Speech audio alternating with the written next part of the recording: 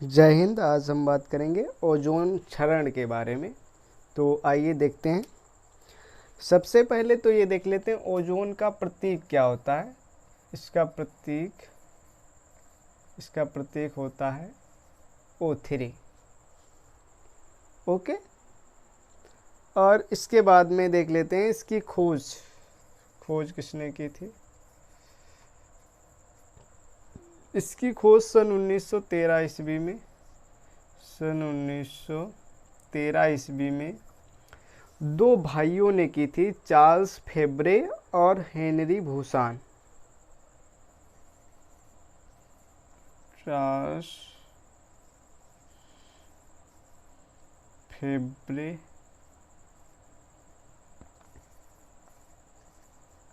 और हेनरी भूसान, ये दो सगे भाई थे जिन्होंने इसकी खोज की थी। ओके। अब अगला टॉपिक देख लेते हैं। इसके अन्य कौन से नाम हैं। ओजोन परत को अन्य किन नामों से जानते हैं। तो एक तो कहते हैं पृथ्वी का छाता। पृथ्वी का छाता भी ओजोन परत को ही कहा जाता है। दूसरा कहते हैं पृथ्वी का सुरक्षा कवच। पृथ्वी का सुरक्षा कवच। ओके, ये इसके अन्य दो नाम हैं। और अगला जो पॉइंट है वो हम लोग देखेंगे, ये कौन से मंडल में पाई जाती है। देखो, बहुत से मंडल होते हैं, जैसे क्षोभ मंडल, समताप मंडल, मध्य मंडल, आयन मंडल, वायुमंडल। तो उसके बारे में अभी डिटेल में चर्चा करेंगे। फिलहाल देख लेते हैं ये स्ट्रेटो अर्थात समताप मंडल में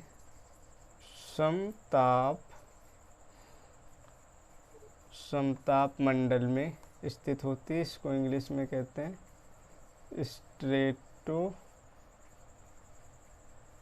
स्फीयर। ओके। अब इसके बाद में इसकी ऊंचाई देख लेते हैं। इसकी ऊंचाई कितनी होती है। तो इसकी ऊंचाई होती है 20 से 22 किलोमीटर। 20 से 22 किलोमीटर के बीच में। एक सबसे इम्पोर्टेंट ये भी आता है क्वेश्चन कि ओजोन निर्माण की प्रक्रिया किसने समझाई। देख लेते हैं ये भी। ओजोन निर्माण प्रक्रिया चैंपमैन द्वारा समझाई गई। किसके द्वारा।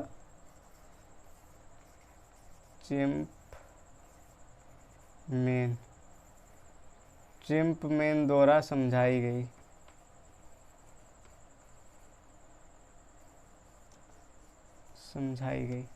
अच्छा, इसके बाद में इसके मंडलों के बारे में डिटेल में चर्चा कर लेते हैं। अब देखते हैं थोड़ा। देखिए, ये सबसे जो नीचे होता है, ये इसे मान लीजिए पृथ्वी। तो ये इसको हम लोग क्या कहते हैं, क्षोभ मंडल।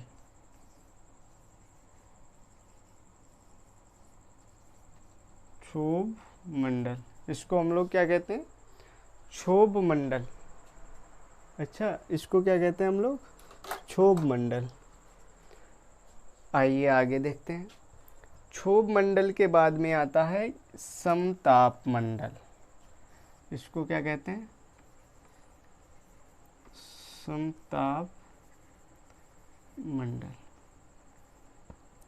इंग्लिश की बात करें तो इसको कहते हैं स्ट्रेटोस्फेयर।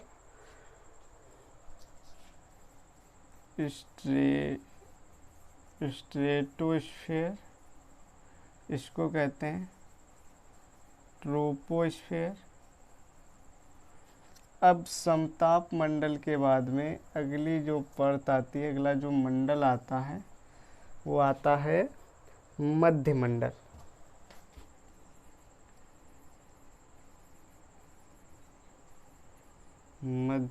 अर्थात मेसोस्फीयर। मध्य मंडल के बाद में जो आता है वो आता है आयन मंडल,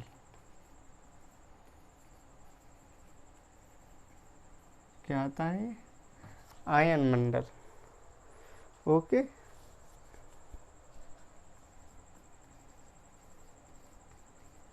इनोस्फीयर।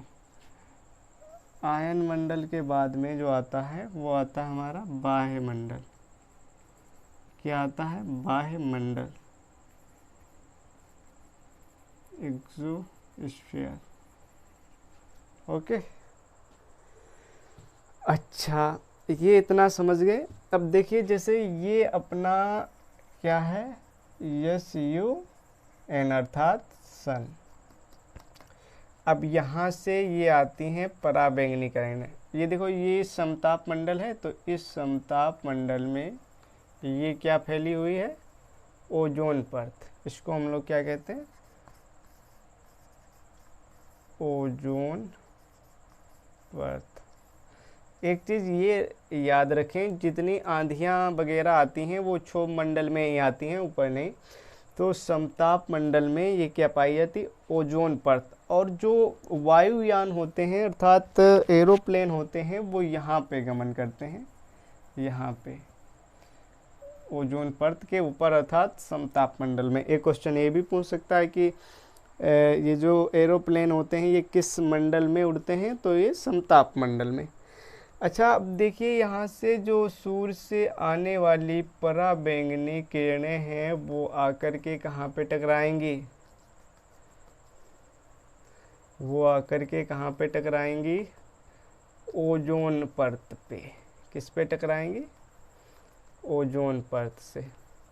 अच्छा देखो, इससे जो हानिकारक किरणें हैं वो वापस रिटर्न चली जाएंगी।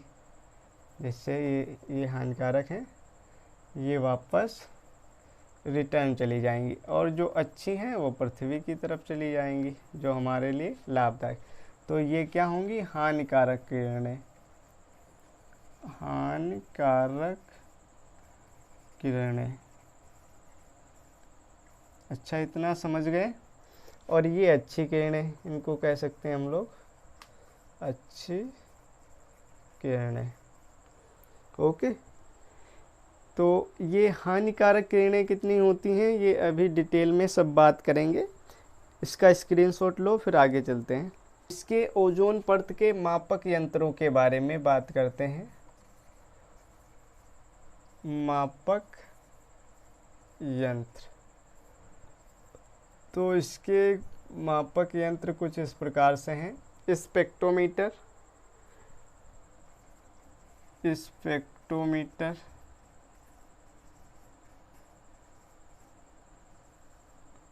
ओके। दूसरा इसका क्या होता है? Total mapping ozone meter, total mapping ozone meter.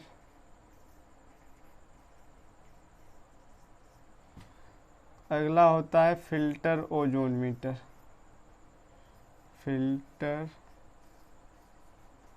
Filter ozone meter. अच्छा, ये तो तीन इसके मापक यंत्र हो गए।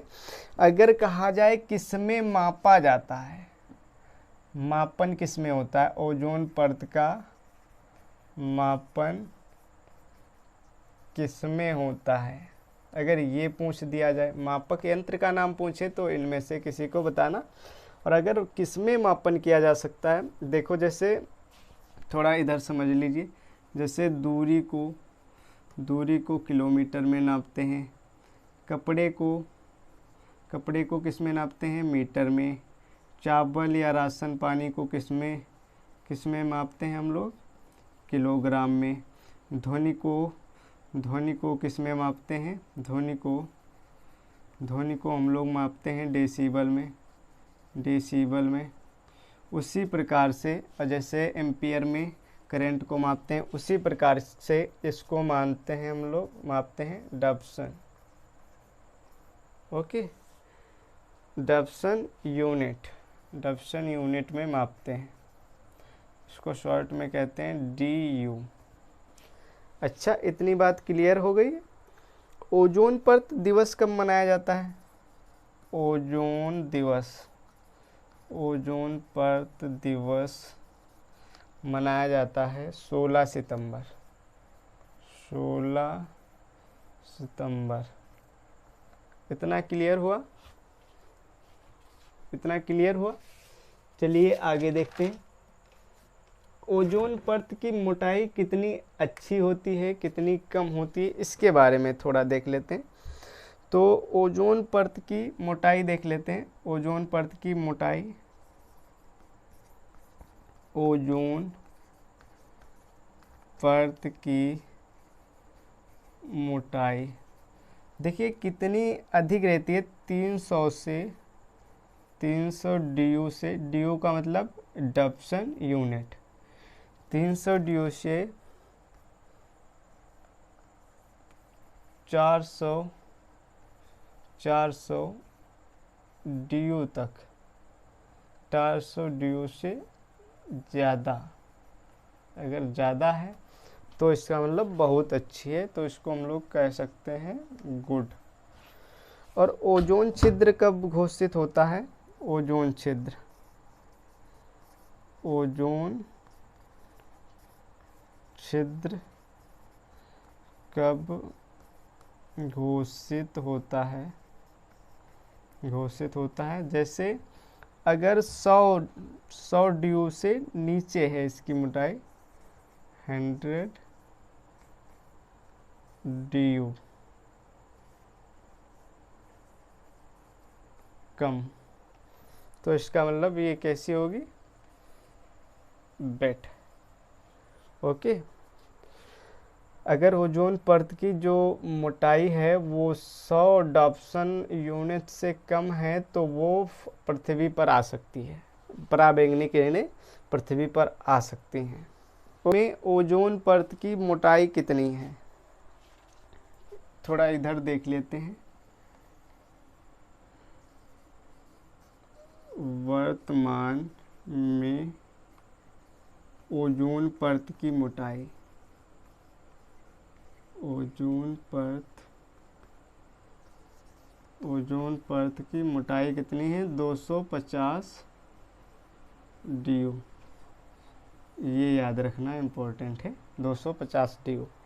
अब आप इतना समझ गए होंगे, अब थोड़ा अल्ट्रावायलेंट किरणों के बारे में देखते हैं जो इनको चीर करके नीचे आती हैं पृथ्वी पर और हानिकारक अपना प्रभाव दिखाती हैं उनके। अब हम लोग देखेंगे अल्ट्रावायलेंट के बारे में, पराबैंगनी किरणों के बारे में। अल्ट्रावायलेंट ए, पराबैंगनी किरण ए, तो ये 400 सेकेंड से 350 नैनो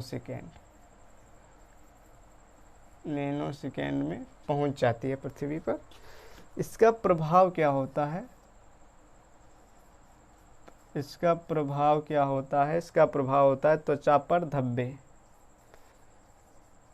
त्वचा पर धब्बे, त्वचा पर धब्बे पड़ जाते हैं। ओके, दूसरी हमारी होती है अल्ट्रावायलेंट बी, अल्ट्रावायलेंट बी। ये होती है हमारी 350 से लेकर 280 सेकेंड में, 280 नैनो सेकेंड। इसका प्रभाव क्या होता है? इसका इफेक्ट क्या देखने को मिलता है? त्वचा कैंसर, स्किन कैंसर, त्वचा कैंसर। अच्छा, इसके बाद में आ जाती है अल्ट्रावायलेंट सी, अल्ट्रावायलेंट सी। तो अल्ट्रावायलेंट सी जो है वो 280 से 110 नैनो सेकेंड, 110 नैनो सेकेंड में पहुंच जाती है भैया। इसका प्रभाव क्या होता है? इसका प्रभाव होता है सूक्ष्म जीव नष्ट होना, सूक्ष्म जीव नष्ट। अगर ये किरण जो है अल्ट्रावायलेंट सी ये पृथ्वी पर आ गई तो जितने सूक्ष्म जीव हैं सभी नष्ट हो जाएंगे। अच्छा देखो, एक ये देख लेते हैं हम लोग, ये जितने सबसे अच्छा इसकी अल्ट्रावायलेंट सी की एक खास बात देख लेते हैं। इसकी खास बात क्या होती है, या सबसे हानिकारक और सबसे जल्दी पहुंचने वाली होती। इसकी खास बात क्या है? खास बात सबसे जल्दी पहुंचने वाली, सबसे हानिकारक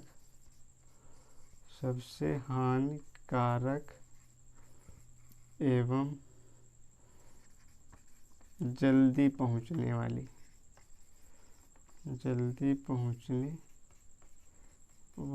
किरण। अच्छा, इतना कंफर्म हो गया। अच्छा, एक थोड़ा और इसी में हम लोग देख लेते हैं कि ओजोन परत को नुकसान पहुंचाने वाली गैसें,